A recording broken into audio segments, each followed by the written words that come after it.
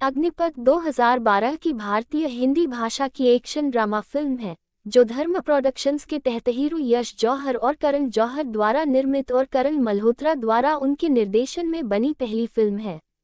Mukul S आनंद द्वारा निर्देशित और अमिताभ बच्चन अभिनीत इसी नाम की 1990 की फिल्म की रीमेक यह मल्होत्रा और इला दत्ता बेदी द्वारा लिखी गई पटकथा पर केंद्रित है, जिसमें पीयूष मिश्रा द्वारा लिखे गए संवाद हैं। फिल्म में ऋतिक रोशन, संजय दत्त, ऋषि कपूर, प्रियंका चोपड़ा, कनिका तिवारी, ओम पुरी और जरीना वहाब। यह विजय दीनानाथ चौहान रोशन की कहानी है, जो मांडवा के द्वीप गांव का एक आम आदमी है जो कांचा चीना दत्त के हाथों अपने पिता के अपमान और हत्या का बदला लेना चाहता है। इस प्रक्रिया में उसकी दोस्ती अंडरवर्ल्ड गैंगस्टर रऊफ लाला कपूर से हो जाती है और उसे एक झगड़ालू लड़की काली गावरे चोपड़ा से प्यार हो जाता है।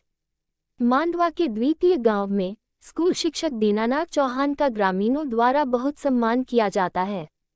नागरिकों की नज़र में दीनानाथ की लोकप्रियता से बेहद ईर्ष्यालु होकर गांव का मुखिया अपने दुष्ट बेटे कांचा को नागरिकों की नज़र में दीनानाथ की छवि को नष्ट करने के लिए बुलाता है।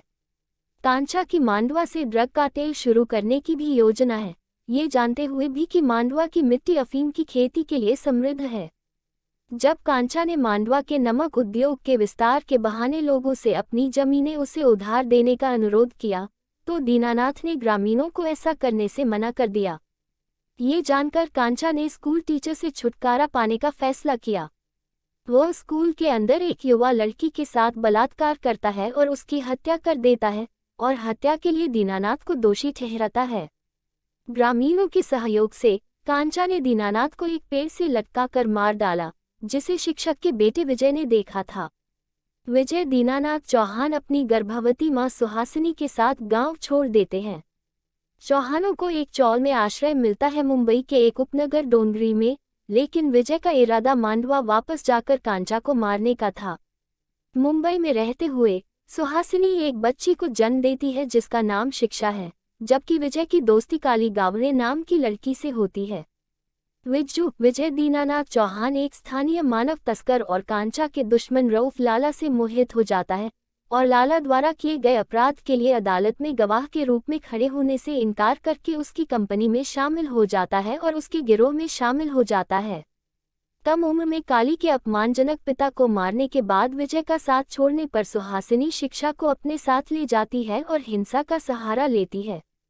बड़ा हो चुका विजय अब रऊफ लाला के लिए काम करता है और खुद को उसका भरोसेमंद विंगमैन मानता है।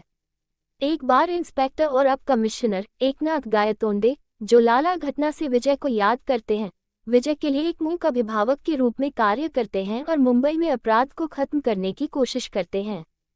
जब मुंबई में ड्रग कारोबार पर रऊफ का प्रभाव कम हो रहा था, तो कांचा ने शहर में ड्रग माफिया के रूप में अपना प्रभाव बढ़ाने का फैसला किया और इस प्रक्रिया के लिए अपने सहयोगी शांताराम को मुंबई भेजा। शांताराम कोकीन की तस्करी के लिए मुंबई के अंदरूनी हिस्सों तक पहुंच पाने के लिए महाराष्ट्र के गृह सचिव श्री बोरकर को रिश्वत देने में सफल हो जाता है। विजय ने बोरकर को गोवा स्थित उसके मुख्यालय के माध्यम से मांडवा से मुंबई में कोकीन की तस्करी करते हुए रंगे हाथों पकड़ लिया। बोरकर और शांताराम को शुद्ध कोकीन लाला को सौंपने के लिए मजबूर किया जाता है, जिससे वे प्रतिद्वंद्वी के बजाय लाला के आपूर्तिकर्ता बन जाते हैं। लाला ने विजय को उसकी उपलब्धि के लिए डोंगरी का इलाका इनाम में दिया।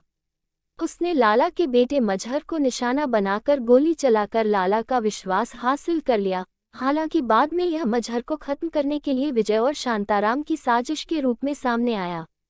शांताराम द्वारा मजहर को गोली मारने और बाद में सबूत मिटाने के लिए खुद शांताराम की भी हत्या करने के बाद विजय मजहर की लाश को लाला के पास लाता है, जो बीमार पड़ जाता है और उसे अस्पताल में भर्ती कराया जाता है।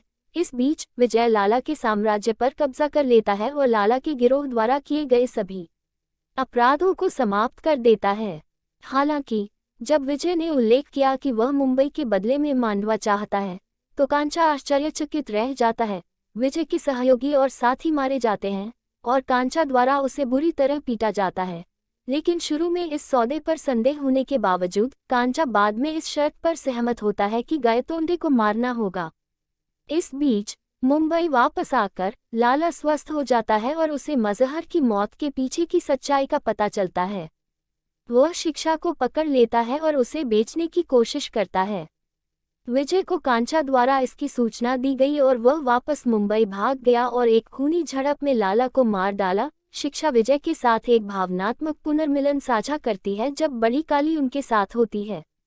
इसके तुरंत बाद कांचा गायतोंडे की हत्या में विजय की सहायता करने के लिए अपने दाहिने हाथ सूर्या को भेजता है। हालांकि गणेश चतुर्थी के दौरान सूर्या को संदेह होता है कि विजय गायतोंडे के साथ मिला हुआ है और वह खुद इस काम को अंजाम देने के लिए निकल पड़ता है। हालांकि जब सूर्या गायतोंडे की हत्या करने की कोशिश करता है तो उसे विजय द्वारा मार दिया जाता है, जो भीड़ के बीच उसकी हत्या करने से पहले उसकी पहचान बताता है। विजय और काली प्यार में पड़ जाते हैं और शादी कर लेते हैं।